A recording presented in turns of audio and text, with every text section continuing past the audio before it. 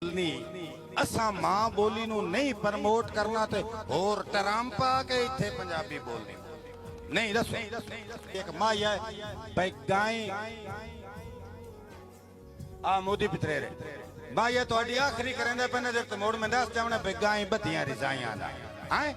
पहले वाह वाह करो तुसी वाह वाह दे चोरी आ भाई वाह वाह तो करेंदे नो साईं हैं उस आख्या भाई गाय बत्तियां रिजाइयां नाल दीगर वेला चुचकले पटा गए नहीं। मैं ना असल ज्यादा दुखी मां या पता नहीं क्यों नहीं सुनिंदा भी कई विच निरन्ने आम ही बैठे हो इन्ना किना विचू दा मार के दोती तू पैसे भी पक्के बुढ़े तू चोरी तुसी लाके आए हो ते मैं उन्होंने प्याना भी जे दोती को हिसाब लाके जिस पैसे बगैर पुछे आंदे बुढ़िया तेन ज्यादा इनू टंबिया नाले करी फे जरूर ते दूई गल है अलहमदुलिल्लाह हुण तक दो पैसे मैं भी दो तू भाई चोरी पैसे बड़ा मजा आंदा है भाव चले बुढ़ा राती साहब ते दूई गुजारिश है तुहाडे नाल कि यार आपस ही ना इत्तेफाक करो। मैं अक्सर वे ना असी जेड़े है ना यार फलाने मैं इधरों वेख ओ कुछ भी नहीं होंदा ओ कुछ हेलो मौलवी कुछ नहीं परेशान ना हो मैं वे हां ठीक है कोई मसला ठीक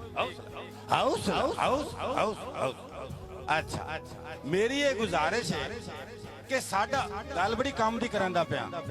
हां मैं शक्लू पूरा सारा गल पूरी मजे दी करदा टेंशन नहीं लेनी। अच्छा गुजारिश ये है कि यार असी लड़ते किस तू आए भाई साडा डोर यार मेरे ध्यान कर लो ओ यार मेरे इन्हां दा मूड कोई ओ तुहानू मूदरी पितरेर दी सौन है और मेरे हाल ध्यान करो ओ भौरे हो। अच्छा असी लड़ते क्यों आए भाई साडा बन्ने तू क्यों लगे फलाना जी खक गया उसमें इधरों वेख्या क्यों है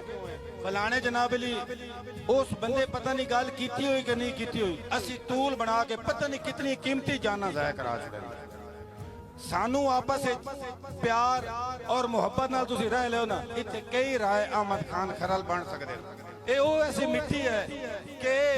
जनाब अली बड़े दिलेर लोग ने और मैनू इन्हां ते फखर है लेकिन मैं माया तुहानू मोड़ सुनावा जी मिसम भाई लव यू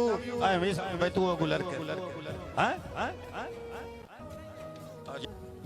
करनी है पहली तो यह गल है बड़ी खुशी हुई है माशाल्लाह सारे बिरा कट्ठे होए हो तुहाडी मोहब्बत का बड़ा बेहद मशकूर हाँ और बड़ी अच्छी महफिल है तुहाडी अदबी महफिल है रावी दे तुसी ब्रांड लोग हो और मैं भी यकीन करो स्कूटर ते ठरदा आया लेकिन मैं आख्या जावना लाजमी है जो सारे अपनी बिरादरी उत्ते कट्ठे होने तो मुड़दे टिड्डी ना टिड्डी लग जांदी हुण गल है कि अदब बाहर आओ भाई मैं ऊंचा हो जाना इत्थे बाहर आओ। अच्छा अदब नू अगर असी अच्छे अल्फाज नाल प्रमोट करांगे ना प्रमोट होंदा है कि उन्होंने सारे लोगों फैलावांगे अदब अगे आएगा। अगर असी जिवें पीर होरी फरमाइंदे पयान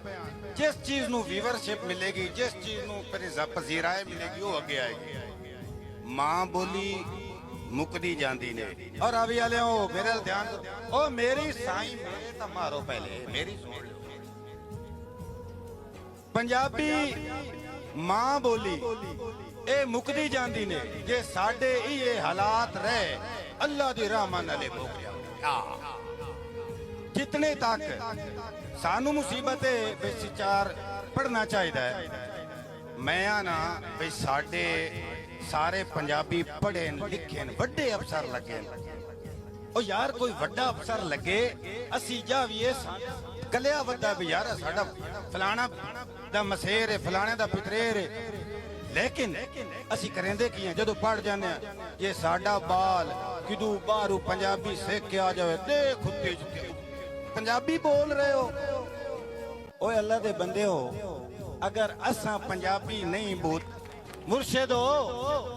दसो